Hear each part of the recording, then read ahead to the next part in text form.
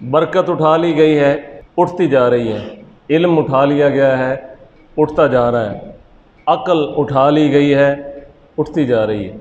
दानाई उठा ली गई है, उठती जा रही है।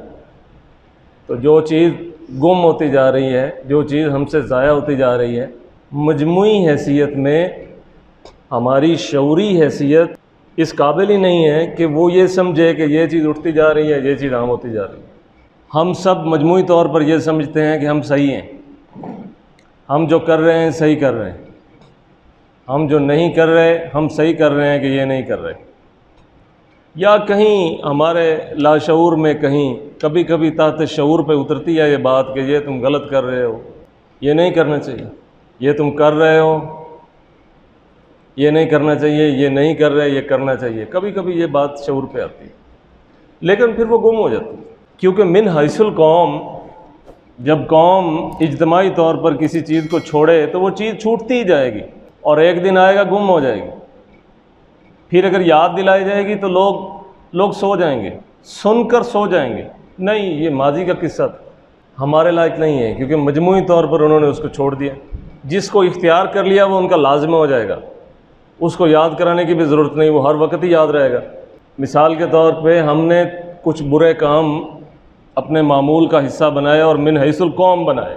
मिन हैसुल कौम यानी हम झूठे हैं मिन हैसुल कौम। तो जब हम मुसलसल झूठ बोलते रहेंगे तो वो झूठ हमारा लाजिमा हो जाएगा। अब एक वक्त आएगा, एक स्टेज आएगी कि हमारी हैसियत ये होगी कि हम इतने झूठे हो जाएंगे कि ख़ुद हमें भी पता नहीं होगा कि हम झूठ बोल रहे हैं और अगले बंदे को भी ये नहीं होगा कि झूठ बोल रहे हैं, क्योंकि उसको भी सच और झूठ की तमीज़ नहीं होगी। इसे कहते हैं मिन हैसुल कौम, किसी कौम की शऊरी हैसियत का तयन कि वो इस जगह पहुंच चुकी है। अब तबसरा करने वालों में भी वही लोग हैं जो ख़ुद इसका हिस्सा हैं और उनके पीछे उनका एक माइंड सेट है। वो उस माइंड सेट से जब तबसरा करेंगे वो भी तमीज़ नहीं करेंगे, उनके पास जो मालूमात हैं वो उनके हिसाब से बताएंगे ये सच और झूठ है। वो जिसे सच कह रहे होंगे वो झूठ होगा, जिसे झूठ कह रहे होंगे वो सच होगा। ये हालात है। हम में से हर आदमी इल्ला माशाल्लाह हम यही समझते हैं ना हम सही हैं, सही चल रहे हैं, जो कुछ कह रहे हैं सही कह रहे हैं, जो सोच रहे हैं सही सोच रहे हैं, जो किसी के साथ मामला कर रहे हैं ठीक कर रहे हैं। लेकिन दस्तक पीछे कलिमा दस्तक देता है, ला इलाहा इल्लल्लाह पीछे दस्तक देता है, मुहम्मदुर रसूलुल्लाह के पीछे दस्तक होती है, नहीं यहाँ पे ये गलती है गलती है। लेकिन जब आदमी फिर लगा ही रहता है तो वो दस्तक एक दिन छुप जाती है, वो दस्तक भी छुप जाती है। यानी एक दिन आता है कि ये चीज़ भी गुम हो जाती है कि ये सही है या गलत है। आप कहते हैं ना बड़ा फ्रॉडिया बड़ा नेक बन जाता है, क्यों? ये सिर्फ फ्रॉडियों का मसला नहीं है कि एक फ्रॉडी आदमी या एक झूठा आदमी सच्चा बन के दिखाता है। पूरी कौम का मजमूई शऊर, मजमूई हैसियत में इज्तिमाई शऊर पूरी कौम का इसी तरह ही है। तो जब मादी मामलात में इस तरह है तो फिर रूहानी मामलात में भी इस तरह होगा, फिर इल्मी मामलात में भी इस तरह होगा। यानी जिस शोबे में आप जाएंगे, जिस इदारे में आप जाएंगे, सच और झूठ की तमीज़ ही नहीं होगी। अगर सच्चे के साथ कोई 10 खड़े हैं तो झूठे के साथ 100 खड़े होंगे। वो 100 लोग कह रहे होंगे नहीं ये झूठा है नहीं ये तो सच्चा है। तो उधर ज़्यादा कसरत देख के ये जो 10 बेचारे इधर खड़े हैं ये भी एक दिन परेशान होकर झूठे के साथ मिल जाएंगे। क्या मुसीबत अपने सर लेनी, एहतजाज ही करते रहो, तनकीद ही करते रहो और फिर भुगतते रहो। अच्छा है झूठे के साथ मिल जाओ, झूठा है कोई बात नहीं। अब सब लोग इस तरह मिलते रहेंगे तो एक वक्त आएगा कि जब आपसे वो हिस्स भी ले ली जाएगी जो ये महसूस करती है कि ये सच है झूठ है। फिर क्या होगा कि आप आरिफ की जगह पे सफ़ी को बिठा देंगे और जो हकीकी आरिफ होगा उसको आप सफ़ी कहेंगे। फिर ये होगा कि आप जाहिल को आलिम की जगह बिठा देंगे और जो हकीकी आलिम होगा आप कहेंगे नहीं इसको तो पता ही नहीं। क्या कोई शक है कि अभी वो हालात नहीं पैदा नहीं हुए, हो गए हैं? आप सियासत में देख लें, 5 साल आप गालियां देते हैं उनको, 5 साल के बाद फिर आप उन्हीं धड़ों के अंदर ही खड़े होते हैं। क्यों? तल्लकात की वजह से। किसके तल्लकात? अपने।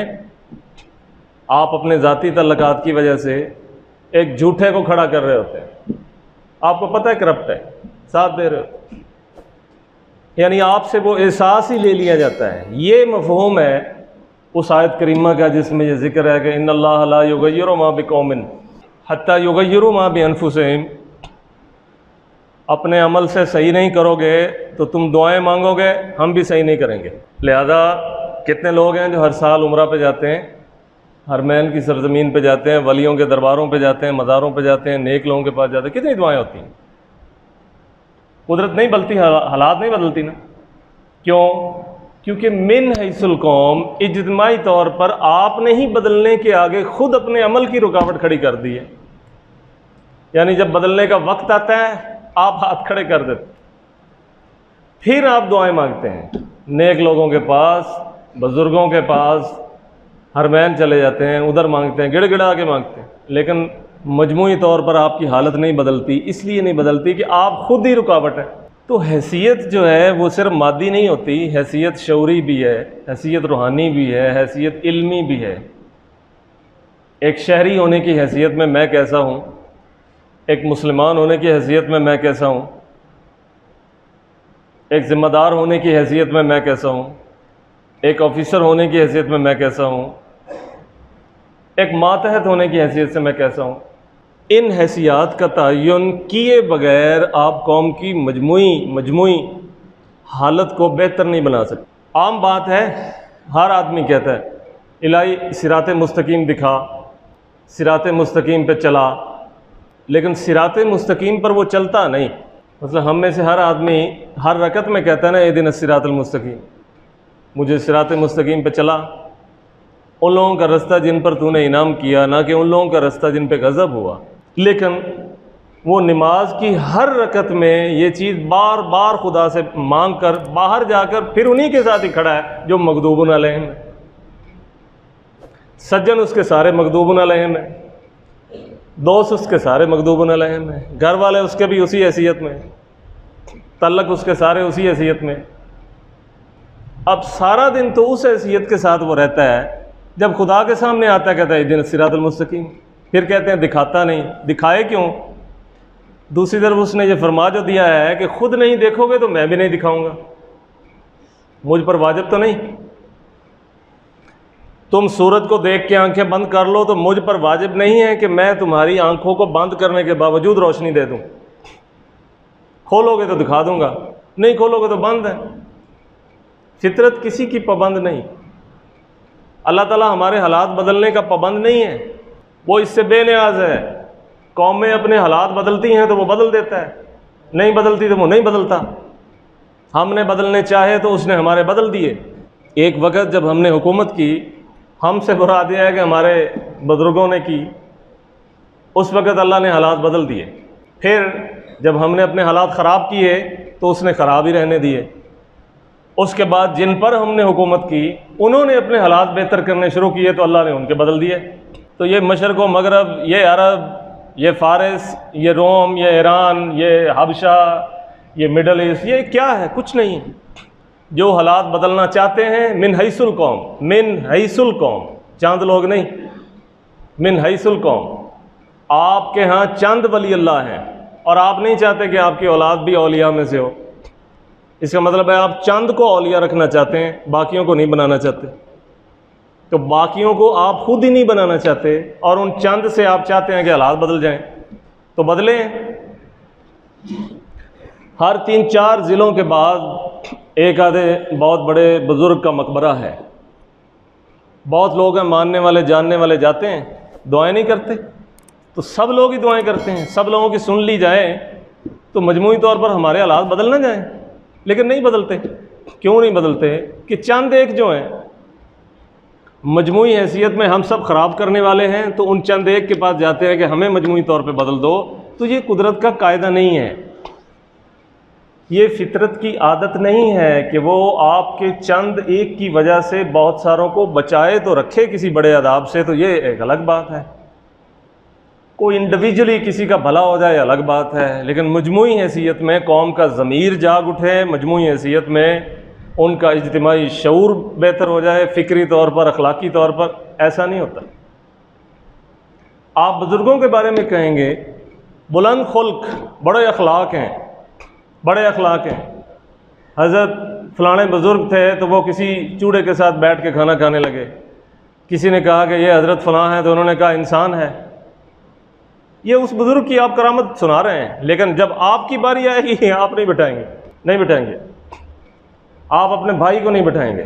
मैं एक बात आपको बता दूं, आपकी बीवी की जब आपके भाई के साथ, आपके ख़ानदान के साथ बिगड़ी हुई होगी, तो जिसके साथ बिगड़ी हुई होगी आप नहीं बिठाएंगे, आपने अपने घरों में झांक लें, नहीं बिठाएंगे।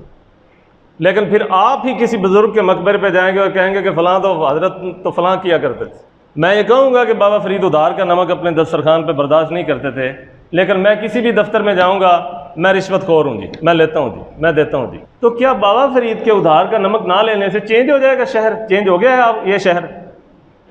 क्या उनके गुंबद के साए में रहने वाला कोई रिश्वतखोर नहीं है, कोई हरामखोर नहीं है? अगर कोई नहीं है तो उसको सलूट करना चाहिए। तलाश करें पहले, अपने अपने दायरे में हर आदमी कुछ ना कुछ ले दे कर रहा होता है। क्या उन्हीं के गुंबद के साए में रहने वाले लोगों की हालत बदल गई है? नहीं बदली, इसलिए नहीं बदली, और कुदरत पाबंद नहीं है बदलने की, जानबूझ के नहीं बदली, और बदलना चाहिए भी नहीं। जब मजमूई तौर पे आप सब बिगाड़ने पे लगे हुए हैं तो चंद एक की वजह से क्यों बदल जाए?